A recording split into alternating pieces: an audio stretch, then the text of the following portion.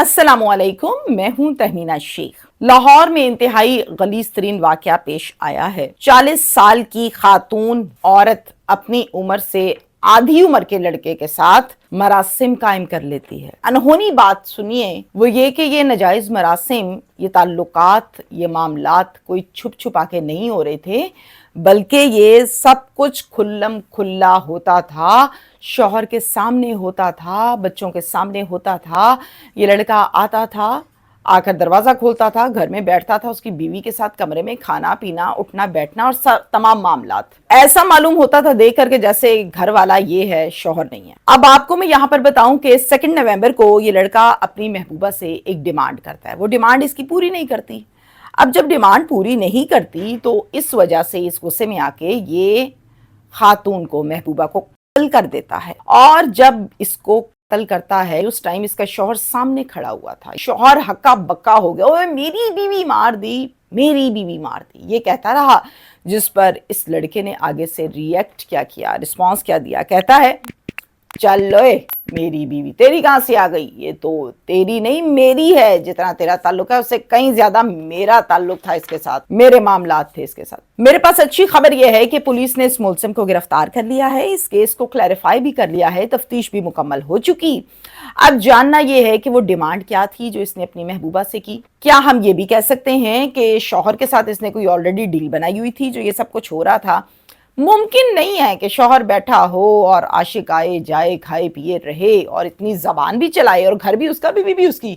Possible नहीं है। तो पॉसिबल कैसे हुआ, ये मैं आपको तमाम चीज़ें तफसील के साथ बताऊंगी। और सबसे इंपॉर्टेंट और अहम बात यह है कि ये आशिकी माशूकी का खेल शुरू कहाँ से हुआ था, इस पर हम बात करेंगे। लाहौर में यह अफसोसनाक वाकया पेश आया है। शाहदरा के इलाके में कॉलोनी का नाम है फजल पार्क। यहाँ पर रहता है एक घराना जिसमें सरबराह का नाम है बशीर और बशीर की बीवी का नाम है कौसर और कौसर की उम्र है 40 साल। इनकी 2 बेटियां हैं, बड़ी बेटी का नाम है शिजा और छोटी बेटी का नाम है मुस्कान। शिजा की उम्र 17 साल, मुस्कान की उम्र 14 साल है। बशीर का एक हाथ प्रॉपर काम नहीं करता, एक हाथ से वो माजूर है, इस वजह से वो बाहर कोई कामकाज भी नहीं करता और सिर्फ घर पर ही रहता है। अब घर तो चलाना है, खाना तो खा के सोना है, घर का किराया तो देना है।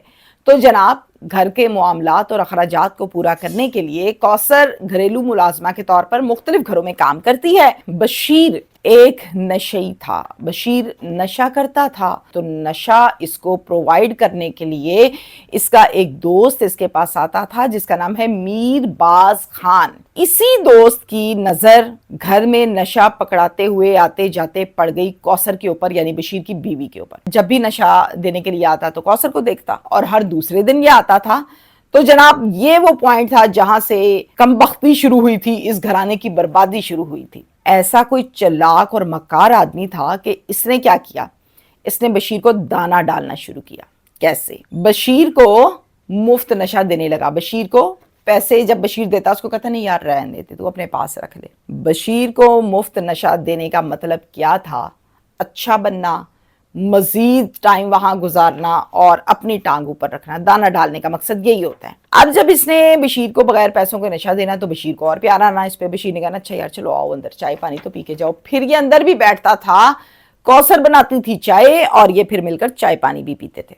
अब आहिस्ता आहिस्ता ये ऐसा कोई चालाक आदमी है मीरबाज खान, इसने क्या किया, जब भी घर से निकलता जाते जाते कौसर के हाथ में मुट्ठी में पैसे दे जाता और कहता महंगाई का दौर है, बहुत मुश्किल से काम करती हो, रखो काम आ जाएंगे। बड़ा अच्छा बन रहा था। अब वो घरेलू मुलाजमा है, पैसे उसके पास है नहीं, घर में भूख है, शौहर नशई है, तो वो भी मुट्ठी दबा लिया करती थी पैसे लेकर। एक अरसे तक ये सिलसिला चलता रहा और फिर मुट्ठी में पैसे पकड़ाते पकड़ाते इनकी बेतकल्लुफी का आगाज हुआ और फिर आपस में ये दोनों मिलकर ताल्लुकात कायम कर लेते हैं। बेटी है जो इसकी, उसने अपने बाप से कहा बाबा मीरबाज آپ کا دوست آپ کے پیچھے سے آتا ہے اور آ کے ماما کو لے کے کمرے میں بیٹھ جاتا ہے, بڑی بڑی دیر بیٹھتا ہے. اب جب یہ بات بیٹی نے باپ کو بتائی تو کیا کیا بشیر نے کوثر کو آواز دی, کوثر یہ کیا معاملہ ہے بھائی, میرے پیچھے سے وہ کیا کرنے آتا ہے تمہارے پاس اور کمرے میں کیوں بیٹھتا ہے وہ اتنی دیر. کوثر آگے سے جواب دیتی ہے, میری بات سنو, ہاتھ تمہارا کام نہیں کرتا,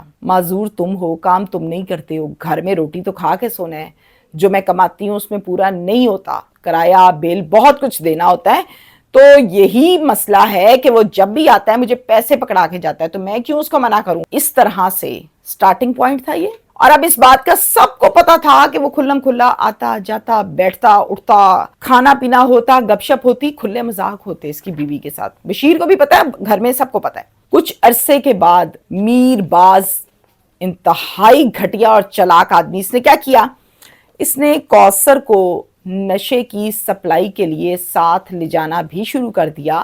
گھر بھی کھاتا کھلا, باہر بھی کھاتے کھلے, خود بھی آئس پیتا تھا, تو کوثر کو بھی آہستہ آہستہ آئس پہ لگایا اور وہ بھی آئس پینے لگی. دونوں مل کر بیٹھ کے پینے لگے. پھر اس کے بعد ان کی جو بڑی بیٹی ہے شزا, اس پر نظر رکھ لی. اب یہ اس کے چکر میں پڑ گیا, اندر اس کے چل رہا ہے کہ اب شزا کی باری ہے. توبہ استغفار توبہ استغفار. اب یہ کیا کرتا تھا, جب بھی گھر آتا شزا کو بہانے بہانے سے آواز دیتا, بلاتا, شزا شزا شزا آتی, پوچھتی ہاں جی, اور پھر اس کے اوپر یہ بندہ ٹرائیاں مارتا, گھٹیا حرکتیں کرتا. لڑکی ینگ تھی, جوان تھی, سمجھدار تھی, لڑکی کو سمجھ آتی تھی کہ یہ غلط بات کر رہا ہے میرے سے, یہ کیوں بار بار ایسے مجھے کہتا ہے. ماں ویسے ہی کس حد تک پہنچ چکی, نشے بیچنا, نشے کرنا, ناجائز کام کرنا, مراسم قائم کرنا, یہ سب تو وہ کر ہی رہی تھی. باپ معذور بھی ہے اور وہ بھی نشئی ہے, اسی نے تو کام شروع کیا تھا, گھر بلاتا تھا نشئی کو. اب ماں اور باپ دونوں کرپٹ, خراب, اولاد کا کیا قصور ہے. شیزا نے سوچا کیسے میں یہاں پہ سروائیول کروں, آتا ہے میرے پیچھے پڑ جاتا ہے. شیزا نے اپنے کپڑے اٹھائے, پیک کیے اور اپنی ایک دوست کے گھر چلے گئی, اور وہاں پر جا کر اس نے رہنا شروع کر دیا.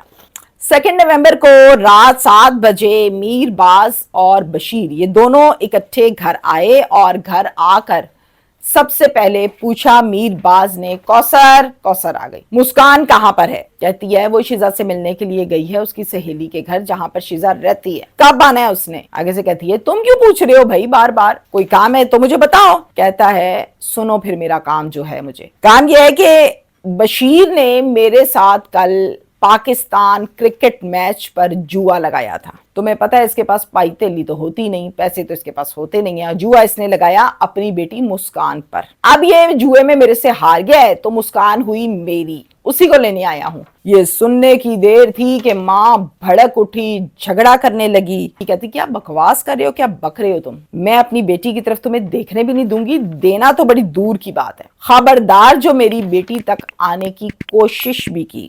اب یہ کہتا ہے اچھا جی, آنے کی کوشش بھی کی. او بشیر ہار گیا جوا, مسکان ہوئی میری, سمجھ آ گئی تمہیں؟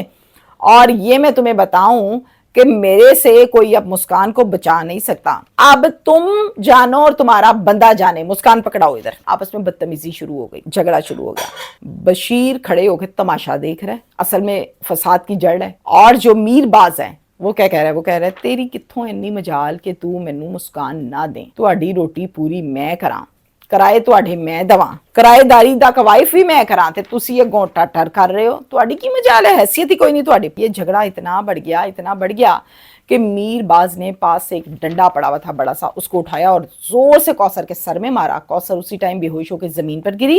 اب میر باز جو ہے وہ صحت میں اچھا خاصا تگڑا تھا بشیر کی نسبت, بشیر اس سے آدھا بھی نہیں تھا, تو میر باز کو یہ قابو بھی نہ کر سکا, ہلا بھی نہ, کھڑے ہو کے صرف تماشائی بنا رہا. فوراً سے ریسکیو کو کال کی گئی, 15 پر کال کی گئی, اور پولیس اسٹیشن شاہدرہ کی نفری موقع پر پہنچی. اٹھایا, ہاسپٹل لے گئے, ڈاکٹرز نے چیک کیا تو پتا چلا کہ یہ اب اس دنیا میں نہیں ہے. اس کے بعد اس کی رپورٹ بنا کے پوسٹ مارٹم کے لیے کہہ دیا گیا کہ پوسٹ مارٹم کروا دیں.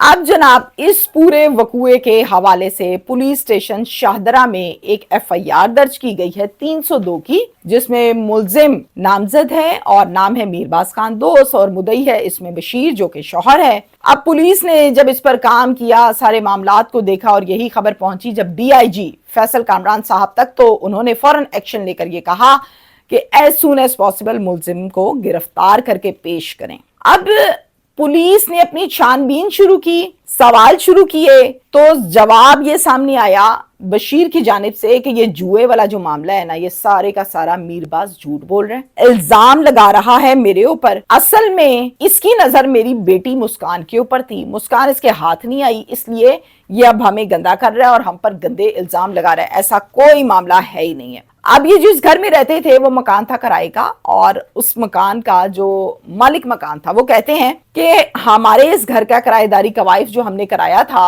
वो भी मीरबाज खान के नाम से है। और यहां पर मैं आपको ये भी बताऊं कि किराया भी मीरबाज खान देता था। और हमें तो इन्होंने बताया था कि ये कौसर की बहन का बेटा है, यानी भांजा है, जो हमारे घर आता है और ये शुरू से हमारे साथ ही रहता है। अब डीआईजी साहब ने भी एक्शन लिया हुआ था, तो रेड की और इन्होंने मीरबाज खान मुलजिम को गिरफ्तार कर लिया चंद घंटों के अंदर अंदर। आज का केस क्लैरिफाई कंप्लीट केस जिसमें मुलजिम गिरफ्तार है। इतनी सी गलती कितने लोगों की जिंदगियां बर्बाद कर गई।